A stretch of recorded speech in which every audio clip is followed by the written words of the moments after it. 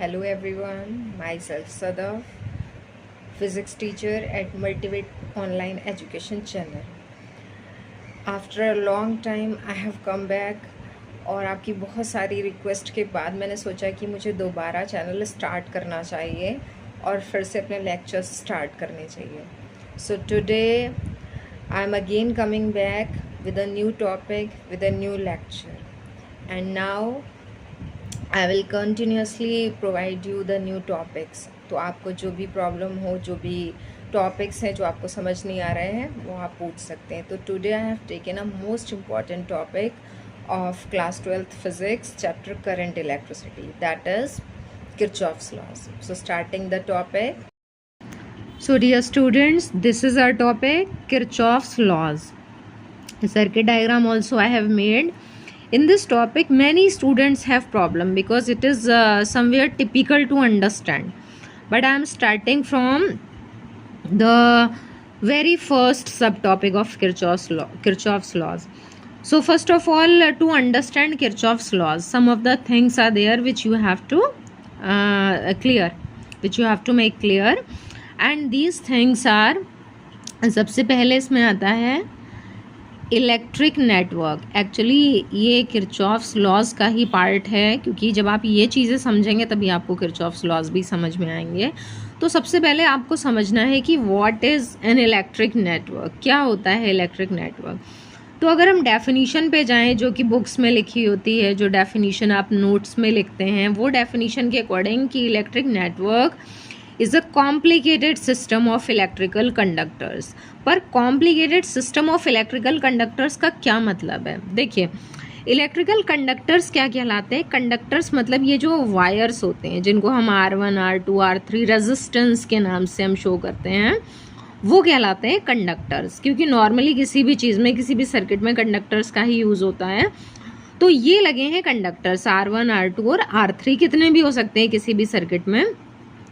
तो ये जो कंडक्टर्स होते हैं इनका complicated system in the sense कि ऐसा कोई भी सिस्टम जिसमें बहुत सारी चीज़ें आपको फाइंड करना हो सकती हैं या गिवन हो सकती हैं. जैसे यही वाला सिस्टम है तो इसमें सेल्स गिवन है, रेजिस्टर्स मतलब कंडक्टर्स गिवन है, करंट फ्लो हो रही है और करंट भी डिफरेंट सेल्स से है, यहाँ आकर करंट का सम हो रहा है. तो that's why it is called a complicated system of electrical conductors.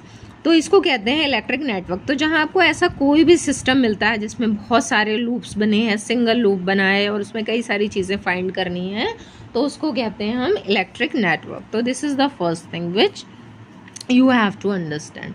Second कहलाता है एक important topic junction. Junction word आपने सुना है, और कहाँ सुना है जंक्शन आपने सुना है ट्रेन्स के लिए, प्लेटफॉर्म सबसे ज़्यादा यूज़ होने वाला जंक्शन वर्ड वहीं पर है. तो जंक्शन एक्चुअली क्या होता है? जंक्शन आपको पता होगा कि ट्रेन्स के लिए जंक्शन क्यों यूज़ होता है, क्योंकि जंक्शन ऐसी जगह है, वो प्लेस है जहाँ पर ट्रेन्स आती हैं, जाती हैं, या ट्रेन्स जहाँ पर मिलती हैं, जहाँ से बाहर निकलती हैं, वो जंक्शन कहलाता है. तो यहाँ पर भी ट्रेन्स का क्या मतलब है? ट्रेन्स से हम सेंस ले सकते हैं करंट्स का. Junction again if we are going through the definition, तो देखिए डेफिनीशन के अकॉर्डिंग जंक्शन क्या होता है? ऐसा कोई भी पॉइंट जहाँ पर दो या दो से ज़्यादा कंडक्टर्स ज्वाइन होते हैं. तो कंडक्टर्स भी ज्वाइन मान सकते हैं. अब जैसे आपको यहाँ जंक्शन ढूंढना है, जंक्शन कहाँ पर है, तो देखिए ये जो C वाला पॉइंट है, यहाँ पर आप देख रहे हैं ये वाला कंडक्टर, नीचे R1 वाला कंडक्टर, ऊपर R3 वाले कंडक्टर का सबका एक एक एंड ज्वाइंट है. इसका देखिए ये फर्स्ट एंड, इसका ये फर्स्ट एंड और इसका ये फर्स्ट एंड. तो जहाँ पर बहुत सारे कंडक्टर्स ज्वाइन होते हैं उसको जंक्शन कह सकते हैं. या अदर वर्ड्स में आप अच्छे से समझना चाहें तो जंक्शन का जो मेन कॉन्सेप्ट होता है वो करंट के साथ होता है. जंक्शन एक ऐसा पॉइंट होता है जहाँ पर आके या तो करंट डिवाइड होती है, अलग अलग पाथ्स में चली जाती है, या फिर जंक्शन ऐसा पॉइंट होता है जहाँ पर आके अलग अलग पाथ से आ रही करंट सम हो जाती है, ऐड हो जाती है. जैसे यही वाला पॉइंट देखिए, यहाँ पे ये सेल है Zi2 और ये वाली सेल है Zi1. Zi1 से एक करंट आती है जिसको शो कर रखा है I1, और Zi2 से एक करंट आती है I2. दोनों C वाले पॉइंट पे ऐड हो गई, और C वाले से जब वो बाहर निकली तो करंट्स क्या बन गई? I1 plus I2. ये जो CD ब्रांच है आपकी, इसमें कितनी करंट जा रही है? I1 plus I2. तो इस वाले डायग्राम में सी जंक्शन है और ऐसा पॉइंट है जहां पर दोनों सेल्स से आने वाली करंट का सम हुआ। कभी कभी जंक्शन पे करंट्स डिवाइड भी होती हैं, वो हम आगे टॉपिक को डिस्कस करेंगे। जंक्शन के बाद आता है एक सब टॉपिक आपका लूप, या इसको बोल सकते हैं मैश। लूप या मैश, लूप या मैश किसको कहते हैं? लूप या मैश ऐसा कोई भी क्लोज्ड पाथ होना चाहिए, कोई भी क्लोज्ड पाथ जिसमें बहुत सारे इलेक्ट्रिकल नेटवर्क बने हो। इलेक्ट्रिकल नेटवर्क अभी आपने पढ़ा था ना, जिसमें कई सारे कंडक्टर्स ज्वाइन है, ऐसा कोई भी कॉम्प्लिकेटेड सिस्टम इलेक्ट्रिक नेटवर्क कहलाता है। तो लूप का मतलब ये, जैसे आप ये नीचे वाला जो पोर्शन देख रहे हैं ABCF, ये लूप कहला सकता है, क्योंकि एक इसमें प्रॉपर्टी सेटिस्फाई हो रही है कि ये क्लोज्ड है, और दूसरी बात इसमें कई सारे कंडक्टर्स हैं, सेल भी कई सारी हो सकती हैं और करंट्स भी हो सकती हैं। तो कोई भी क्लोज्ड पाथ जिसमें करंट फ्लो हो रही है वो कहलाता है लूप, या इसको अदर वर्ड्स में मैश कह सकते हैं, पर ज़्यादा यूज होने वाला वर्ड लूप ही होता है। नेक्स्ट है ब्रांच। ब्रांच, ब्रांच क्या चीज़ होती है? ब्रांच का मतलब branch is any part of the network that lies between two junctions, जो दो जंक्शंस के बीच में है उसको ब्रांच कहते हैं। देखिए जैसे ये एक जंक्शन बना है, ये सी वाले को अभी मैंने बताया था जंक्शन है, क्योंकि यहाँ से करंट सम होके निकल रही है। अब इसके आगे बढ़ते हैं, डी वाला पॉइंट जंक्शन नहीं है, क्योंकि यहाँ करंट सेम है। जब करंट डिवाइड होती है, चेंज होती है, ऐड होती है, वो जंक्शन कहलाता है। इसके आगे बढ़ते हैं, ई वाले पॉइंट पे भी करंट सेम है, इसमें कोई चेंज नहीं आ रहा। पर जब हम एफ वाले पॉइंट पे आते हैं, तो एफ वाले पॉइंट पर देखिए करंट, ये यहाँ से जाने वाली करंट जो थी वो I1 + I2 थी, सी से लेकर ई वाले पॉइंट तक पर जब हम एफ पर आते हैं तो एफ के नीचे आप करंट देख रहे हैं यहाँ पर I1, क्योंकि ये I1 लिखा है, तो एफ के बाद एफ से लेके यहाँ तक करंट I1 है, और इसके आगे वाली जो ब्रांच है यहाँ पर, इसमें आप देख रहे हैं करंट कैसी है, कौन सी करंट है? I2। तो इसका मतलब एफ वाले पॉइंट से करंट चेंज हो रही है। तो सी और एफ के बीच में जो ये लाइन बनी है कंडक्टर को जिसने ज्वाइन कर रखा है, वो कहलाती है ब्रांच। तो ब्रांच दो जंक्शंस के बीच की एक लाइन होती है, इसमें कंडक्टर और करंट होते हैं। तो ये 4 पॉइंट्स इंपॉर्टेंट हैं, इनको समझकर ही आप समझ सकते हैं किरचॉफ्स लॉज। तो अब हम अपने मेन टॉपिक की तरफ आते हैं, its name is Kirchhoff's laws. तो किरचॉफ के कितने लॉज हैं? किरचॉफ के 2 लॉज होते हैं, और इस टॉपिक में आपको न्यूमेरिकल्स भी इंपॉर्टेंट मिलेंगे, और इसमें ये टॉपिक खुद आता है, स्टेट द किरचॉफ्स लॉज। तो सबसे पहले हम किरचॉफ्स लॉज की तरफ आते हैं कि ये किरचॉफ्स लॉज होते क्या हैं। तो सबसे पहले हम किरचॉफ के फर्स्ट लॉ से स्टार्ट करते हैं, जिसको हम कहते हैं किरचॉफ। इसके 3 नेम्स हैं, इसको कह सकते हैं किरचॉफ्स फर्स्ट लॉ, जैसा कि अभी मैंने बताया था कि ये दोनों में फर्स्ट नंबर पे आता है, तो किरचॉफ्स फर्स्ट लॉ, या इसका दूसरा नेम होता है Kirchhoff's current law.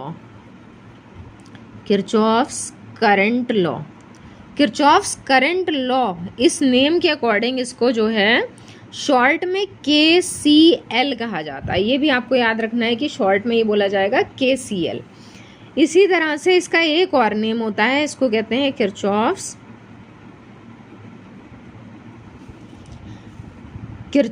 Junction rule. इसको रूल भी बोला जा सकता है, और इसको कहा जाता है Kirchhoff's junction rule. Junction rule क्योंकि ये जंक्शंस पर अप्लाई होता है, करंट्स के बारे में बताता है। तो इसके 3 नेम्स हैं, Kirchhoff's first law, Kirchhoff's current law, KCL short में, या फिर किरचॉफ्स जंक्शन रूल। अब देखिए किरचॉफ्स जंक्शन रूल में क्या होता है। जंक्शंस पर अप्लाई होता है, पूरे नेटवर्क में आपको नहीं देखना है, बस जंक्शन वाले पॉइंट्स को देखना है। तो जैसे अभी मैंने बताया था आपको, ये जो है ये जंक्शन है C, तो C वाले पॉइंट पे आपने देखा कि इस सेल से आने वाली करंट I2 और इस सेल से आने वाली करंट I1, दोनों जब जंक्शन पे पहुंचते हैं तो दोनों मिल जाते हैं और I1 + I2 बन जाते हैं, राइट। इसी तरह से I1 + I2 जब F पर आता है तो डिवाइड हो जाती हैं करंट्स, इधर I1 फ्लो हो रही है और इधर I2। तो जंक्शन पे जो करंट्स का सम होना है, that is called Kirchhoff's junction rule. तो ये जंक्शन पे कैसे अप्लाई होता है, आप देखिए मैं इसके लिए एक सेपरेट जंक्शन वाला डायग्राम ही आपको बना के दिखाती हूँ। जंक्शन का मतलब तो आपको याद होगा, समझ गए होंगे आप जंक्शन क्या कहलाता है। जंक्शन का मतलब है ऐसा कोई भी पॉइंट जहाँ पर बहुत सारे कंडक्टर्स ज्वाइन हैं, वो जंक्शन कहलाता है, या करंट्स ज्वाइन होती हैं। तो मान लीजिए ये 4 रेजिस्टेंस का कॉम्बिनेशन है, मैंने ले रखे हैं R1, R2, R3 और R4 और ये बीच वाला पॉइंट जो है इनका जंक्शन है। अब इनसे करंट्स भी दिखानी, मान लीजिए R1 और R2 से करंट जंक्शन की तरफ आ रही, तो जो R2 से आ रही वो करंट I2 है, जो R1 से आ रही वो करंट I1 है, जो R4 और R3 ऐसे पॉइंट्स हैं जिनसे करंट बाहर निकल रही, तो R4 से बाहर जाने वाली करंट है I4 और R3 से बाहर जाने वाली करंट है I3। तो आप देख रहे हैं कि ये जो जंक्शन है इस वाले पॉइंट पे दो करंट्स एंटर कर रही हैं जंक्शन की तरफ, दो करंट्स जंक्शन को लीव कर रही हैं। इसका मतलब कि जंक्शन पे कोई भी करंट रुकी नहीं रह जाती। जंक्शन से अगर करंट जंक्शन की तरफ आ रही तो जंक्शन से बाहर भी निकल रही है। तो जंक्शन पर सारी करंट्स जितनी भी आ रही हैं, जितनी भी जा रही हैं, सबका सम कितना होता है? 0, क्योंकि जंक्शन पे कोई करंट बचती नहीं है, जंक्शन पे कोई भी चार्ज रिमेनिंग नहीं है। तो इसको कैसे लिखा जाता है? इसको लिखने के लिए हम जितनी भी करंट्स आपको जंक्शन पे दिखाई दे रही हैं उसमें I1 प्लस I2 डायग्राम के अकॉर्डिंग I1 प्लस I2, तो जो आने वाली करंट्स होती हैं, जो करंट्स एंटरिंग द जंक्शन है उनको हम प्लस कंसीडर करते हैं, राइट। पर जो करंट जंक्शन से दूर जा रही है उनको हम माइनस कंसीडर करते हैं। तो I3 भी माइनस है और I4 भी माइनस। तो सम करने का मतलब हम साइन कन्वेंशन के अकॉर्डिंग सम करेंगे। तो आने वाली I1 प्लस I2, जाने वाली I3 प्लस I4, पर क्योंकि ये डायरेक्शन के अकॉर्डिंग माइनस हैं तो इनको माइनस लिखा है और इन सभी का सम क्या है? 0। या फिर हम लिख सकते हैं समेशन I, टोटल के लिए summation I is equal to 0। अब आता है इसका स्टेटमेंट। स्टेट कैसे करेंगे? तो स्टेटमेंट के लिए it states that in an electric circuit the algebraic sum of currents at any junction is 0। या तो हम ये बता सकते हैं कि अलजेब्रिक सम, ये है algebraic sum of all the currents at any junction is 0। या फिर हम इसके अकॉर्डिंग डिफाइन कर सकते हैं। इसके अकॉर्डिंग क्या बताया मैंने कि the sum of the currents entering the junction और ये sum of the currents leaving the junction, इनका सम 0 होता है। या आप इसको ऐसे लिख सकते हैं, बेटर होगा ऐसे एक्सप्लेन करें। I1 प्लस I2 इस साइड है और I3 और I4 को हम इस साइड पहुंचा देते हैं।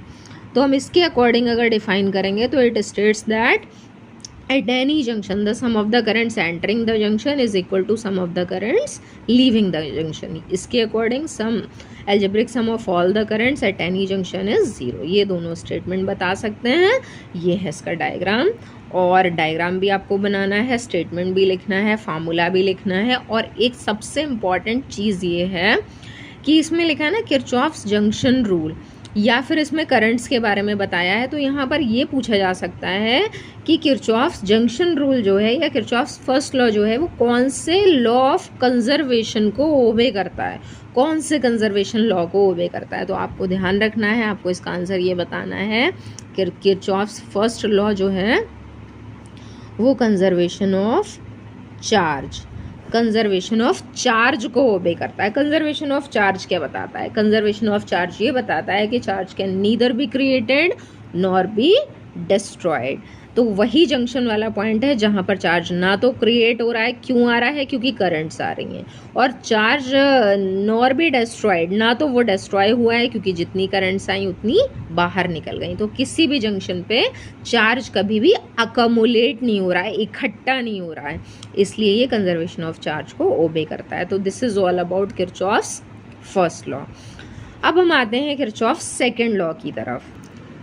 अब देखिए क्लास, आपको किरचॉफ सेकेंड लॉ एक्सप्लेन करने के लिए फिर से इलेक्ट्रिक नेटवर्क की तरफ आना है और इलेक्ट्रिक नेटवर्क में ही इसको अप्लाई करना है। उससे पहले किरचॉफ सेकेंड लॉ का स्टेटमेंट ऑफ फॉर्मूला बिल्कुल रिलेटेड है किरचॉफ्स फर्स्ट लॉ से। जैसे कि किरचॉफ्स फर्स्ट लॉ में आपने इस वाले फॉर्मूले में बताया कि algebraic sum of all the currents at any junction, क्योंकि ये जंक्शन पे अप्लाई होता है। आपकी बार आपको बताना है अलजेब्रिक सम ऑफ, ये जो आई है ये कन्वर्ट हो जाएगा वी में, तो आप लिख सकते हैं algebraic sum of all the potential differences. V का मतलब है पोटेंशियल डिफरेंसेस, या बोल सकते हैं चेंज इन पोटेंशियल। तो अलजेब्रिक सम अब की बार किसका है? पोटेंशियल डिफरेंसेस का। एट एनी जंक्शन की जगह आपको बोलना है फॉर एनी क्लोज्ड लूप, किसी भी क्लोज्ड लूप में, पूरे नेटवर्क में नहीं, किसी एक लूप में सारा का सारा पोटेंशियल डिफरेंस जो होता है उसका जो सम होता है that is zero, potential difference का सम ज़ीरो। अब ये भी वही बताता है potential difference in the sense, potential difference क्या चीज़ होती है? पोटेंशियल डिफरेंस का मतलब कि जब पोटेंशियल में डिफरेंस है ना, तभी तो करंट फ्लो हो रही है। तो करंट एक जगह से चल के दूसरी जगह वापस आ जाती है, और वापस आने का मतलब जैसे मैंने अभी इसमें आपको बताया था कि कहीं भी कोई भी चार्ज अकमुलेट नहीं हो रहा है, कोई भी चार्ज इकट्ठा नहीं हो रहा है, क्रिएट नहीं हो रहा है, डिस्ट्रॉय नहीं हो रहा। तो ये बताता है वी का मतलब है पोटेंशियल डिफरेंस, या पोटेंशियल डिफरेंस की जगह आप कंसीडर कर सकते हो कि किसी भी सर्किट में अगर करंट फ्लो हो रही है, तो करंट फ्लो होने का मतलब है कि उसमें इलेक्ट्रिकल एनर्जी आ रही है। तो इलेक्ट्रिकल एनर्जी भी, एनर्जी जो है ना, एनर्जी का भी कंजर्वेशन होता है। तो एनर्जी इस लूप में ना तो क्रिएट हो रही है और ना ही डिस्ट्रॉय हो रही है, एक जगह से स्टार्ट होकर दूसरी जगह चली जा रही है। तो एनर्जी ना तो क्रिएट होती है ना ही डिस्ट्रॉय होती है। एनर्जी के बारे में आपने पढ़ा है कि सिर्फ वो एक फॉर्म से दूसरी फॉर्म में कन्वर्ट होती है। तो सेल से निकल रही है, सेल में जो इकट्ठा एनर्जी है वो बाहर निकल के करंट में कन्वर्ट होकर दोबारा सेल में पहुंच जा रही। तो this is a conservation of energy. तो इसी को यहाँ बोला जाता है कि sum of potential differences is equal to zero. या फिर जैसे आपने इसको दूसरी फॉर्म में ऐसे एक्सप्लेन किया था, वैसे ही इसको, ये बहुत इंपॉर्टेंट है क्योंकि इसी को सर्किट में ज़्यादा अप्लाई करते हैं। तो इसको हम लिख सकते हैं सिग्मा जाई is equal to sigma I R. इसी को इम्पॉर्टेंटली आपको अप्लाई करना है सर्किट में। तो देखिए सिग्मा जाई क्या होता है? सिग्मा जाई का मतलब, समीशन जाई का मतलब sum of all the EMFs. EMFs पता है आपको, जो सेल लगी हैं उनके ये ईएमएफ्स हैं, जाई 1 जाई 2। तो जितने भी ईएमएफ्स हैं कहाँ पर, किसी एक लूप में। जैसे अगर हम ये नीचे वाला लूप लेते हैं जिसका नाम है BCFAB, क्लोज लूप को ऐसे बोला जाता है। अभी तो जब हम एरो लगाएंगे उसके अकॉर्डिंग नेमिंग करेंगे। मान लीजिए हम अगर ऐसे लेके चलते हैं तो इसमें दो सेल आ रही हैं, जाई 1 और जाई 2। तो सिग्मा जाई का मतलब होगा जाई 1 और जाई 2 का सम। अब कैसे ऐड करना है, ये प्रीवियस टॉपिक था कॉम्बिनेशन ऑफ सेल्स की। आप इसको प्लस करेंगे या माइनस, उसके लिए आपको इसका ऑर्डर देखना पड़ता है। तो अभी जो जैसे ये कनेक्टेड है वो अपोजिट ऑर्डर है, क्योंकि प्लस टर्मिनल से अगर शुरू करें तो ये दोबारा प्लस मिल रहा है, प्लस के बाद अगर माइनस मिलता है तो सेम ऑर्डर कहलाता है। तो ये अपोजिट ऑर्डर है, तो इसमें लिखा जाएगा जाई 1 माइनस जाई 2। तो जितनी भी सेल लगी हो, जैसे ऊपर वाले में एक सेल लगी है तो उसमें कोई प्लस माइनस नहीं होना है, एक ही आएगा। तो जितनी भी सेल लगी हैं उनका सम इधर आएगा। यहाँ पर लिखा है sigma I R. Sigma I R का मतलब है I into R, product of current and resistance. तो जितने भी करंट रेजिस्टेंस आ रहे हैं सबका प्रोडक्ट जो है वो ऐड करके लिखा जाएगा। जैसे यहाँ पर पहला प्रोडक्ट ये मिला I1 करंट और रेजिस्टेंस R1, तो पहला प्रोडक्ट I1 R1। इसके आगे और चलेंगे इसी लूप में तो दूसरा प्रोडक्ट यहाँ भी मिलता है I2 R2। तो ये दोनों जो प्रोडक्ट्स हैं, ये प्रोडक्ट्स का सम का मतलब यहाँ फिर से चेक करना है आपको, प्लस करेंगे या माइनस, तो वो अभी इसके रूल्स में आएगा। प्लस या माइनस करने के लिए एक एरो हम यहाँ लगाते हैं, उसके अकॉर्डिंग ऐड या सब्ट्रैक्ट करते हैं। तो इस साइड में सम किसका आ रहा है, ईएमएफ्स का, और इस साइड में सम किसका आ रहा है, products of current and resistance. तो आपको ये वाला फॉर्मूला अप्लाई करना है और इसी से स्टेट करना है। स्टेटमेंट के लिए पहला स्टेटमेंट बन सकता है कि for any close loop algebraic sum of all the potential differences is equal to 0, या for any close loop algebraic sum of all the EMFs is equal to algebraic sum of products of current and resistance. तो ये तो है statement और ये है formula, किसको ओबे करता है, कंजर्वेशन ऑफ एनर्जी को। अब सबसे इम्पॉर्टेंट चीज़ है इसको अप्लाई करना, बहुत इम्पॉर्टेंट, कि हम इसको अप्लाई कैसे करेंगे। हम ये जो है ना, ये कैसे लिखेंगे। जंक्शन रूल अप्लाई करना इजी है, पर लूप रूल अप्लाई करना थोड़ा सा टफ है। अब इसके नेम्स वगैरह मैं आपको बताती हूँ। देखिए जैसे मैंने अभी बताया था कि किरचॉफ्स फर्स्ट लॉ के 3 नेम्स हैं, वैसे ही किरचॉफ्स सेकेंड लॉ, या तो आप इसको ये लिख सकते हैं या फिर आप इसको लिख सकते हैं किरचॉफ्स, किसके बारे में बता रहा है, ये वोल्टेज के बारे में। पोटेंशियल डिफरेंस मतलब वोल्टेज, किरचॉफ्स वोल्टेज लॉ। और क्योंकि ये वोल्टेज लॉ है तो शॉर्ट में आप इसको क्या कह सकते हैं, KVL। और तीसरी चीज़ है, जैसे वो रूल भी था, किरचॉफ जंक्शन रूल था, तो ये कहलाता है Kirchhoff's loop rule, Kirchhoff's loop rule, right. तो ये ऐसे करके लिखा जा सकता है। अब हम बात करते हैं इसको अप्लाई करने की, कि कैसे करके ये लूप में अप्लाई होगा। So dear students, now listen carefully, क्योंकि इसको अप्लाई करना जो है वो थोड़ा सा टिपिकल काम है। इसमें आपको सबसे पहले, जैसे मैंने आपको बताया, एरोज लगाना, क्योंकि वही प्लस माइनस बताएंगे। तो एरोज लगाने में आपको किसी की नहीं सुननी है। बहुत सारी ट्रिक्स हैं, बहुत सारे फॉर्मूलाए हैं, बहुत सारे रूल्स हैं, पर आपको सुनना है अपने आप की। You have to listen yourself. कहते हैं मैथ्स में, फिजिक्स में अपने रूल्स नहीं चलते हैं, पर यहाँ पर चलेंगे आपकी प्रीवियस नॉलेज के, आपके बेसिक कॉन्सेप्ट्स के रूल। अगर आपको प्रीवियस नॉलेज है तो आपके वही रूल चल जाएंगे। आपको कोई नई ट्रिक नहीं सीखना है, कोई नया रूल नहीं सीखना है। सबसे पहले अब देखिए, ध्यान से सुनिए मैं क्या बता रही हूँ। अगर हम ये नीचे वाले लूप को लेते हैं, तो नीचे वाले लूप में ये पहली सेल है xi1 और दूसरी सेल है xi2। तो किसी को भी आप प्राइमरी सेल मान सकते हैं। xi1 xi2 नेम्स के अकॉर्डिंग मैं xi1 को प्राइमरी सेल मान ले रही हूँ। अभी इनकी वैल्यूज नहीं पता है, तो पता नहीं कि कौन बड़ी है कौन छोटी है, राइट।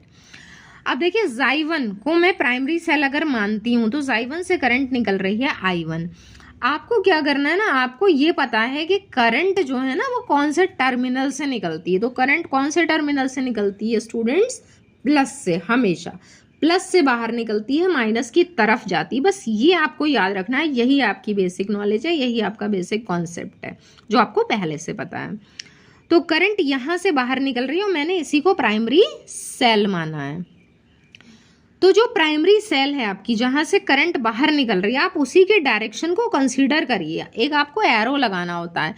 एरो या तो आप ऐसे लगा सकते हैं, ये है क्लॉकवाइज, या फिर एरो आप एंटी क्लॉकवाइज लगा सकते हैं। दो डायरेक्शंस हैं, आप पे डिपेंड करता है आप कैसे भी लगाएं। बुक मत देखिए, आप कुछ भी मत देखिए, आप पे डिपेंड करता है आप कैसे भी करके, दोनों तरीके से आंसर आएगा। अब मैंने देखिए क्लॉकवाइज लगाया। क्यों लगाया क्लॉकवाइज? क्योंकि मैंने किसे प्राइमरी सेल माना है? इसको। और जब मैंने इसे प्राइमरी सेल मान लिया है तो मुझे इसी की डायरेक्शन को तो कंसीडर करना है। ये सेल बता रही है कि करंट को आगे भेजना है। तो जब आप करंट को आगे भेजोगे तो कौन सी डायरेक्शन बनेगी? क्लॉकवाइज। इसके प्लस से करंट निकल रही है, इसके माइनस की तरफ जा रही है, तो करंट हमें कैसा एरो दे रही है? क्लॉकवाइज। तो हमें वो एरो लगाना, अगर कई सारी सेल्स लगी हैं तो आप जिसको प्राइमरी मानोगे आप उसकी डायरेक्शन को कंसीडर करके एरो लगाओगे। और अगर एक ही सेल लगी है तब तो एक ही है और आपको उसी की डायरेक्शन के अकॉर्डिंग एरो लगाना है, राइट। तो देखिए, मैंने इसको कंसीडर करके इसकी डायरेक्शन के हिसाब से एरो लगाया। बस यही मेन पॉइंट होता है, एरो लगाना। अब एरो लगाने के बाद क्लास आपको क्या करना है? एरो लगाने के बाद आपको लेफ्ट साइड में लिखना है सिग्मा जाई। सिग्मा जाई का मतलब बहुत सारी सेल्स। तो यहाँ तो एरो काम नहीं करेगा, यहाँ तो ये कॉन्सेप्ट काम करेगा कि आपने जिसे प्राइमरी माना है, जिसकी डायरेक्शन आप कंसीडर कर रहे हो वही बड़ी है। अगर नंबर्स होते हैं 4 5 लिखा होता तो आप जो 5 होती है उसको कंसीडर करते, 5 वाली को आप बड़ा मानते और उसी की डायरेक्शन को प्रीफर करते, राइट। तो मैंने इसको बड़ा माना, इसको प्राइमरी माना, तो मुझे इसकी डायरेक्शन को कंसीडर करना है। तो मेरा जो सम ऑफ सेल्स होगा, अपोजिट ऑर्डर है ना, तो सम का मतलब क्या करना होगा? माइनस। तो xi1 में से मैं xi2 माइनस करूं या xi2 में से xi1? तो मैंने xi1 को बड़ा माना है ना, तो मुझे इसमें से ये माइनस करना है।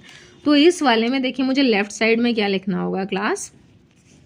मुझे लेफ्ट साइड में, मैं यहाँ लिख दे रही हूँ, मुझे लेफ्ट साइड में लिखना होगा xi1 माइनस xi2। आप समझ गए होंगे, मैंने इसे प्राइमरी माना है, उसके अकॉर्डिंग लिखा है मैंने। अब इम्पॉर्टेंट पार्ट आता है ये वाला IR 2 आ रहे हैं। तो आपको IR पहला तो मिल गया I1 R1, पर इसको प्लस लिखें कि माइनस? तो आपको क्या करना है ना क्लास, ये है आपकी करंट का एरो, ये वाला आपको इसका एरो देखना है। और जो आपने लगाया है, जो ये वाला एरो लगाया है जिसको मैं क्लॉकवाइज बता रही थी, उसकी डायरेक्शन देखनी है। अगर ये और ये डायरेक्शन मैच हो रही है, अभी देखो इसकी डायरेक्शन आपको नहीं समझ आ रही तो आप यहाँ भी एरो लगा लो, सेम ही तो है, क्लॉकवाइज है, यहाँ भी लगा सकते हैं। तो देखो ये और ये एरो क्या मैच हो रहे हैं? दोनों सेम डायरेक्शन पॉइंट कर रहे हैं। ऑफ कोर्स यस, क्योंकि ये भी आगे बता रहा हूँ, ये भी आगे। तो अगर आपकी करंट की डायरेक्शन और आपके एरो की डायरेक्शन मैच कर रही है तो आपका जो प्रोडक्ट है वो कैसा होगा? प्लस। तो I1 R1 हमारा कैसा है? Plus, right. अब आते हैं दूसरे प्रोडक्ट पे। ये क्या है? I2 R2। पर I2 R2 में करंट की डायरेक्शन देखिए, करंट कैसा पॉइंट कर रही है? आगे। करंट कह रही है आगे जाना है, पर एरो क्या कह रहा है? पीछे। एरो पीछे पॉइंट कर रहा है, करंट आगे पॉइंट कर रही है, अपोजिट है, कैसा आएगा, माइनस। तो जब भी आपका ये अपोजिट आता है तो माइनस, सेम आता है तो प्लस। तो I2R2 जो हमारा प्रोडक्ट है वो कैसा आएगा, माइनस। और इसको हम बना लेते हैं इक्वेशन नंबर 1। न्यूमेरिकल्स में नेक्स्ट वीडियो में शेयर करूंगी और ऐसे न्यूमेरिकल्स सॉल्व करना आपको आ जाएंगे कि कभी भी आपको किरचॉफ्स लॉज में कोई भी प्रॉब्लम नहीं होने वाली। अब आते हैं दूसरे लूप पे। एक चीज़ और शेयर कर देती हूँ मैं आपके साथ, लूप का नाम। जैसे मैंने बताया था, नेमिंग भी हम क्या करते हैं, एरो के अकॉर्डिंग। तो देखिए एरो किधर जा रहा है, आगे, क्लॉकवाइज है ना, तो क्लॉकवाइज ही आप नेमिंग करो। क्लॉकवाइज में अल्फ़ाबेटिकली मिल रहा है, वेल एंड गुड, नहीं मिल रहा है कोई बात नहीं।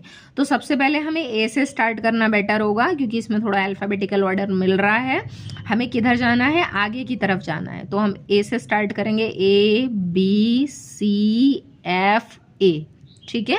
देखिए जो हमने एरो लगाया है उसके अकॉर्डिंग हम आगे बढ़ रहे हैं। तो हमने नाम लिखा है ABCF A, दोबारा उसी पॉइंट पे आ जाना है क्योंकि ये क्लोज लूप है। अब हम आते हैं इसकी तरफ। तो इसमें आप थोड़ा सा पॉज करके और अपने आप से एरो लगाने की कोशिश करिए और कमेंट में बताइए कि आपका लगा हुआ एरो ठीक था या नहीं था। जैसा मैंने आपको बताया है, इसमें एक ही सेल है और जब एक सेल है तो बहुत अच्छी बात है, आपको उसी को कंसीडर करना है। इसका प्लस इधर है, माइनस इधर है, प्लस का मतलब आगे करंट जाएगी।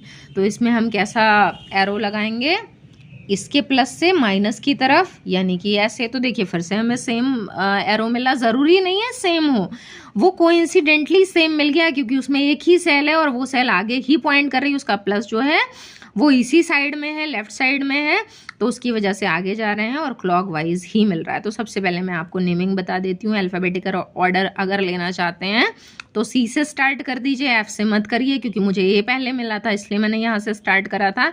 हम यहाँ से कर दे रहे हैं सी से, तो CDEFC, राइट। तो इसका नाम मैं लिख देती हूँ यहाँ पर, CDEFC। दोबारा वापस सी पे आ जाना, ये है लूप। अब आपको अप्लाई करना है, तो क्लास फिर से अप्लाई करिए और फिर मुझे आंसर बताइए कि क्या आपने सही अप्लाई किया था। सबसे पहले तो सम की ज़रूरत ही नहीं है, एक ही सेल है, तो क्या आ जाना है, Xi2 प्लस की है ना, क्योंकि हमने उसी के अकॉर्डिंग एरो लगाया है। तो यहाँ पर मैंने लिखा Xi2 इक्वल्स टू। अब प्रोडक्ट्स ढूंढते हैं।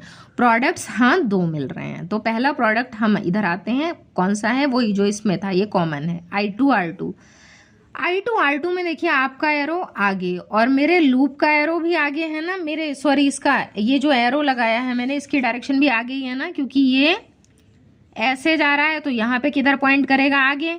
तो ये मैच हो रहे हैं ना दोनों, तो प्रोडक्ट कैसा होगा, प्लस का, राइट। तो हम इसको लिखेंगे I2R2, बिल्कुल सही। आगे वाले पर जाइए, देखिए यहाँ पहुंचे आप, तो लूप तो आगे ही पॉइंट कर रहा है, करंट यहाँ गई और यहाँ जाने के बाद करंट भी किधर पॉइंट करेगी, आगे। तो जिस ब्रांच में आप हो ना, DE में, उधर करंट आगे जा रही है क्योंकि D कोई जंक्शन नहीं है। करंट जब आगे जा रही है और इसमें ये जो है ये भी आगे की तरफ पॉइंट कर रहा है, तो आपका जो प्रोडक्ट, अब प्रोडक्ट में करंट ढूंढने की जरूरत नहीं है, जब ये जंक्शन नहीं है तो सेम ही तो करंट इधर भी आ रही। कितनी करंट है इसमें, I1 प्लस I2, और रेजिस्टेंस कौन सा है, R3। तो प्रोडक्ट क्या बना, I1 plus I2 into R3, और प्रोडक्ट कैसे साइन के साथ है, प्लस। तो देखिए ये बना प्लस, करंट लिख देंगे I1 प्लस I2 और साथ में रेजिस्टेंस R3।